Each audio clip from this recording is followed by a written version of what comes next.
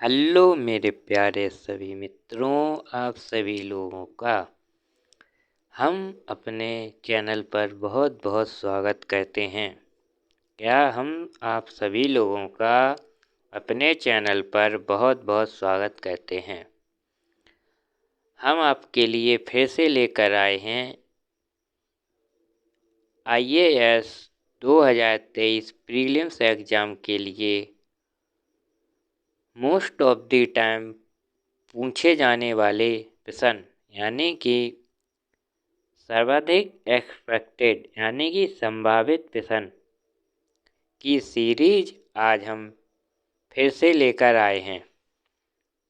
इससे पहले हमने आप लोगों के लिए 2 क्लासें अपलोड कर दी हैं। जिन प्यारे मित्रों ने हमारी उन क्लासों को नहीं देखा है वह हमारी प्लेलिस्ट में जाकर ज़रूर देखें। आप सभी लोगों को आप मिलकर एक सूचना देते हैं आप सभी लोगों के लिए कि हम आने वाले समय में आप सभी लोगों के लिए यूपीएससी और स्टेट पीसीएस के एमसीक्यू टेस्ट सीरीज के रूप में अपने चैनल पर उपलब्ध करते जाएंगे। आप सभी लोग हमारी कक्षाओं को नियम अनुसार देखते जाएं और आने वाले समय में हम आप सभी लोगों के लिए यूपीएससी और स्टेट पीसीएस से संबंधित कक्षाएं उपलब्ध कराते रहेंगे। आइए हम आज की कक्षा को प्रारंभ करते हैं और देखते हैं कि हमारी आज की कक्षा में कौन कौन से प्रश्न हैं। आइए हम आज पहले प्रश्न की ओर बढ़ते हैं कि हमारा पहला प्रश्न क्या कह रहा है। प्रश्न नंबर 1 में कहा गया है कि दल परिवर्तन विरोधी विधि को किस राज्य में 1979 में ही अधिनियम बना दिया गया। यानी कि जो हमारा प्रश्न कह रहा है दल परिवर्तन विरोधी विधि को किस राज्य में 1979 में ही अधिनियम बना दिया गया है। विकल्प नंबर ए में लिखा है पश्चिम बंगाल, विकल्प नंबर बी में लिखा है केरल, विकल्प नंबर सी में लिखा है जम्मू कश्मीर और विकल्प नंबर डी में लिखा है तमिलनाडु। तो आइए इसका हमारा सही उत्तर निकल कर आता है पश्चिम बंगाल। क्या निकल कर आता है? पश्चिम बंगाल। 1979 में ही पश्चिम बंगाल के लिए दल परिवर्तन विरोधी विधि बना दी गई। आइए हम अगले प्रश्न की ओर बढ़ते हैं और देखते हैं कि हमारा अगला प्रश्न क्या कह रहा है। आप प्रश्न को अपने रजिस्टर में नोट करते जाएं। आइए हम अगले प्रश्न की ओर बढ़ते हैं, प्रश्न नंबर 2 की ओर। प्रश्न नंबर 2 हमारा क्या कह रहा है। बजट के ऊपर संसदीय नियंत्रण के विषय में निम्न में से कौन सा सही है। यानी कि प्रश्न में कहा गया है कि बजट के ऊपर संसदीय नियंत्रण के विषय में निम्न में से कौन सा सही है। आइए हम विकल्पों को देखते हैं। विकल्प नंबर ए में कहा गया है बजट निर्माण में संसद को कोई अधिकार नहीं है। बजट निर्माण में संसद को कोई अधिकार नहीं है। विकल्प नंबर बी में कहा गया है संसद को भारत की संचित निधि पर भारित व्ययों में वृद्धि करने का अधिकार है। विकल्प नंबर सी में कहा गया है, संसद को राष्ट्रपति की सहमति के बिना कोई कर लगाने का अधिकार नहीं है। विकल्प नंबर डी में कहा गया है, संसद को राष्ट्रपति की सहमति के बिना किसी कर में वृद्धि करने का अधिकार नहीं है। तो आप लोग देख रहे हैं कि हमारे यह प्रश्न कितने डीपली हैं, यानी कि जो हमारे प्रश्न हैं यह तथ्यों पर आधारित नहीं है। यह हमारे जो प्रश्न हैं यह विश्लेषण पर आधारित हैं। किस पर आधारित हैं? विश्लेषण पर आधारित हैं। अगर आप ऐसे ही प्रश्न हल करेंगे तो आपको हो सकता है कि एग्जाम हॉल में किसी भी प्रकार की कठिनाई नहीं आएगी। इस प्रश्न का उत्तर निकल कर आता है हमारा ऑप्शन नंबर बी। क्या निकल कर आता है हमारा? Option number B. इसमें कहा गया है, संसद को भारत की संचित निधि पर भारित व्ययों में वृद्धि करने का अधिकार है। आइए अब हम अगले प्रश्न की ओर बढ़ते हैं और हम तीसरे प्रश्न में देखते हैं कि हमारा प्रश्न क्या बोल रहा है और हमसे उत्तर की क्या उम्मीद की जा रही है।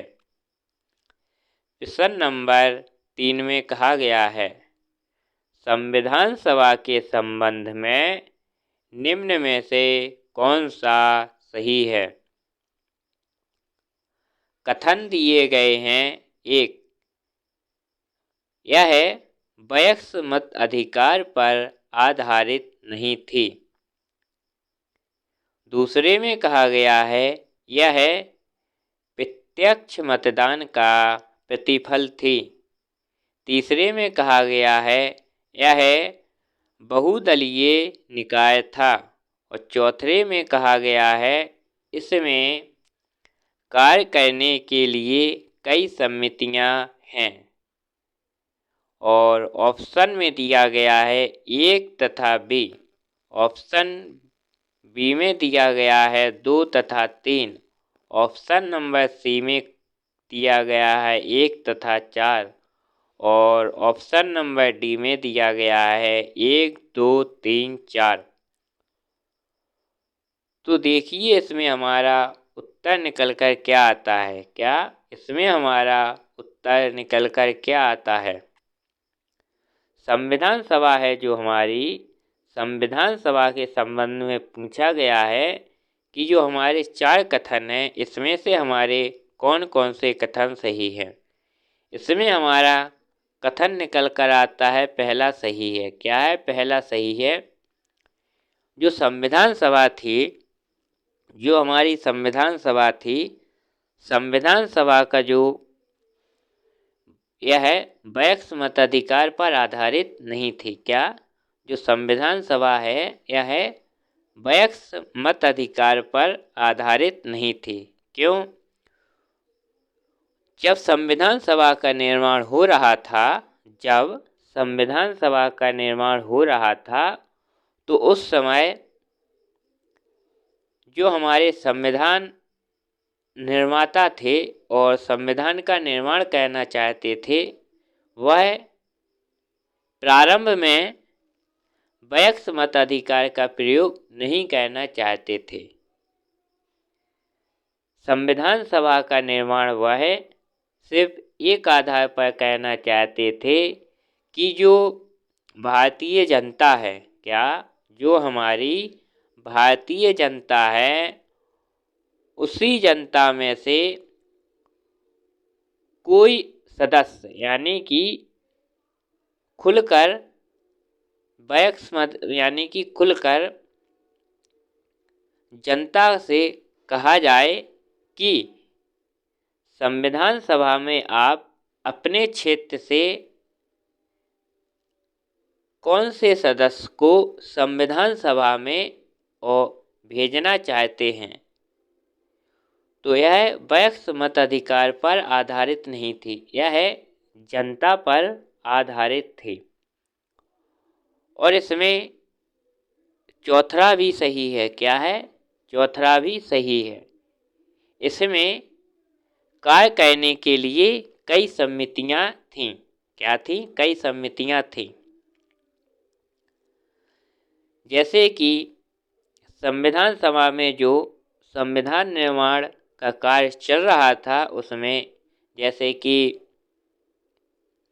अलग अलग समितियां बनाई गई थीं। क्या बनाई गई थी? अलग अलग समितियां बनाई गई थीं। और इन समितियों के आधार पर ही संविधान सभा का निर्माण किया गया था। विकल्प नंबर दूसरा हमारा, यानी कि जो हमारा कथन है, कथन दूसरा गलत है। यह है प्रत्यक्ष मतदान का प्रतिफल नहीं थी। क्या? प्रतिफल नहीं थी। विकल्प नंबर तीसरा भी हमारा गलत है। यह बहुदलीय निकाय था, क्योंकि यह बहुदलीय निकाय नहीं था। यानी कि हम कथन देखते हैं कि हमारा पहला और चौथा सही है, तो हम विकल्प में देखते हैं कि कौन सा निकल कर आता है। 1 और 4 हमारा सी में लिखा है। क्या है? सी में कहा गया है। तो यानी कि हमारा उत्तर निकल कर आ रहा है सी। आइए हम अगले प्रश्न की ओर बढ़ते हैं। प्रश्न नंबर 4 में क्या कहा गया है, आइए हम पढ़ते हैं। क्या? आइए हम पढ़ते हैं। उच्चतम न्यायालय की परामर्शी आधिकारिकता के विषय में निम्न में से कौन सा कथन सही है। क्या? उच्चतम न्यायालय की आधिकारिकता, यानी कि जो परामर्शी आधिकारिकता है, के विषय में निम्न में से कौन सा कथन सही है। क्या? निम्न में से कौन सा कथन सही है।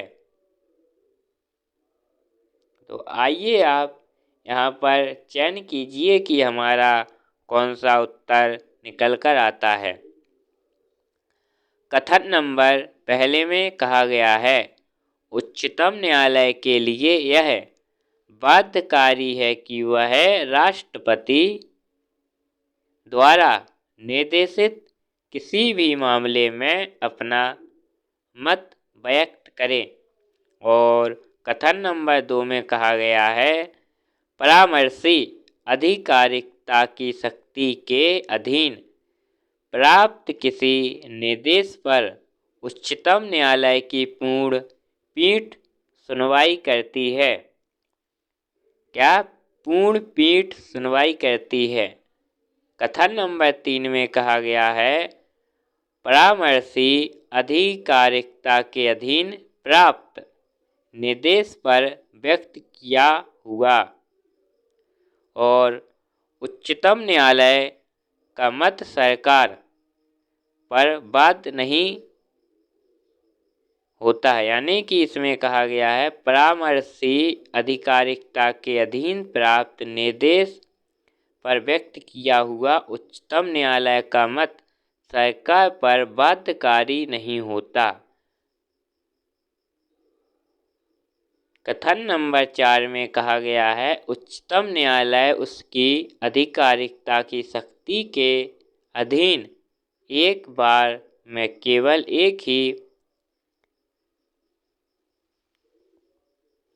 निर्देश भेजा जा सकता है। यानी कि यहाँ पर थोड़ी टाइपिंग मिस्टेक होने के कारण यहाँ नीतीश लिखा है, नीतीश की जगह यहाँ लिखना है निर्देश भेजा जा सकता है। तो आइए हम उत्तर निकालने का प्रयास करते हैं। क्या? हम इसमें उत्तर निकालने का प्रयास करते हैं। तो हमारा उत्तर यहाँ पर निकल कर आता है कथन नंबर 2 और कथन नंबर 3 हमारा सही है। क्या है? कथन नंबर 2 और कथन नंबर 3 हमारा सही है। तो हम जब विकल्प में देखते हैं तो 2 और 3 हमारा विकल्प नंबर सी में है। क्या है? विकल्प नंबर सी में है। आइए हम अगले प्रश्न की ओर बढ़ते हैं। क्या? अगले प्रश्न की ओर बढ़ते हैं। प्रश्न नंबर 5 में कहा गया है निम्न में से कौन सा कथन सही है? क्या? निम्न में से कौन सा कथन सही है? ए में कहा गया है राज्यसभा के सभी सदस्यों का निर्वाचन राज्यों की विधानसभा करती है। ऑप्शन नंबर बी में कहा गया है उपराष्ट्रपति राज्यसभा का पदेन सभापति होता है, अतः राज्यसभा का कोई सदस्य उपराष्ट्रपति पद के लिए चुनाव लड़ सकता है। ऑप्शन नंबर सी में कहा गया है लोकसभा और राज्यसभा में एक बात में अंतर है कि लोकसभा का निर्वाचन तो कोई प्रत्याशी भारत के किसी भी राज्य से लड़ सकता है, पर राज्यसभा का विद्या से सामान्यतः वही होना चाहिए जहां से वह प्रत्याशी बन रहा है। और विकल्प नंबर डी में कहा गया है भारत के संविधान में राज्यसभा के नामित सदस्य की मंत्री पद पर नीति का स्पष्ट शब्दों में निषेध है। यानी कि इन 4 विकल्पों में से आप देखिए कि कौन सा विकल्प सामने उत्तर की ओर आता है।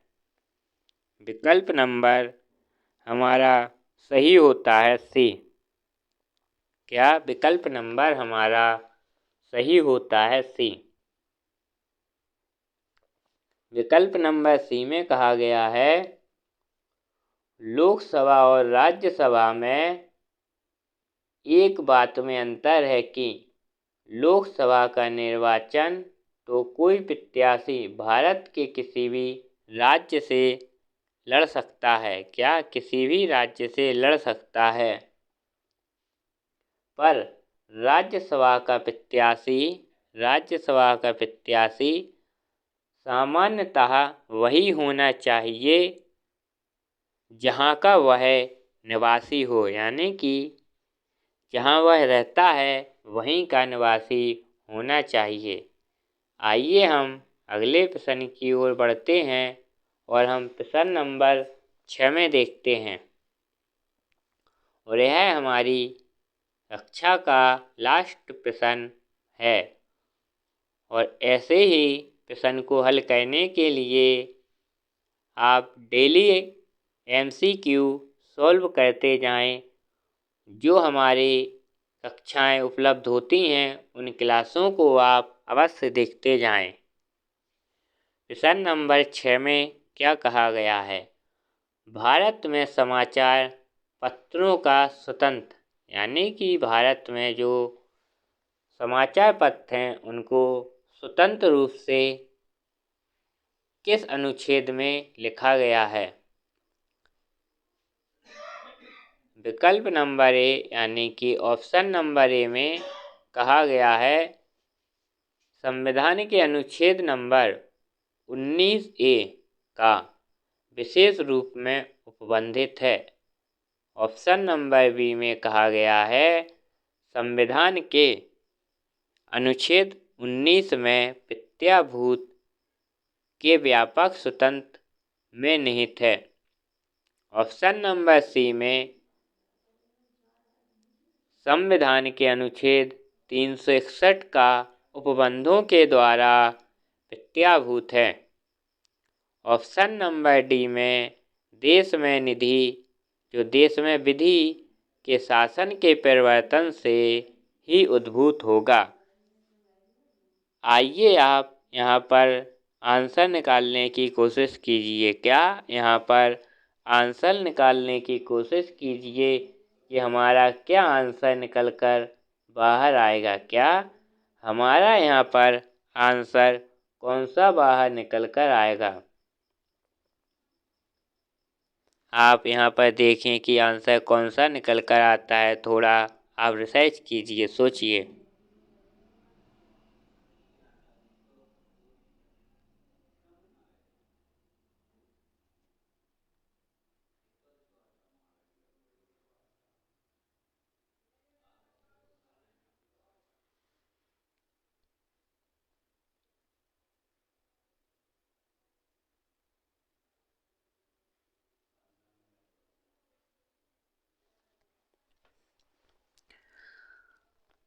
हाँ, अब यहाँ पर जो आंसर निकल कर आया है यह हमारा आंसर नंबर है हमारा बी। क्या है? बी। लेकिन यहाँ पर थोड़ी टाइपिंग मिस्टेक होने के कारण आपको पूरा क्लियर कर दें कि जो यहाँ पर 19 लिखा है, 19 फर्स्ट, क्या 19 फर्स्ट का, क्या 19 फर्स्ट का। आइए, संविधान के अनुच्छेद 19 फर्स्ट का में प्रत्याभूत के व्यापक स्वतंत्र में निहित है। क्या है? व्यापक स्वतंत्र में निहित है। विकल्प नंबर बी हमारा सही होता है। संविधान के अनुच्छेद 19(1) का में प्रत्याभूत के व्यापक स्वतंत्र में निहित है। क्या? व्यापक निहित है। तो यहाँ पर हमारी आज की क्लास पूरी होती है। ऐसे ही क्लास हमारी डेली आपको चैनल पर उपलब्ध होती रहेगी और आप डेली हमारी क्लास को ज़रूर देखते जाएं। और आप सभी लोगों का हमारी क्लास में आने के लिए बहुत बहुत धन्यवाद।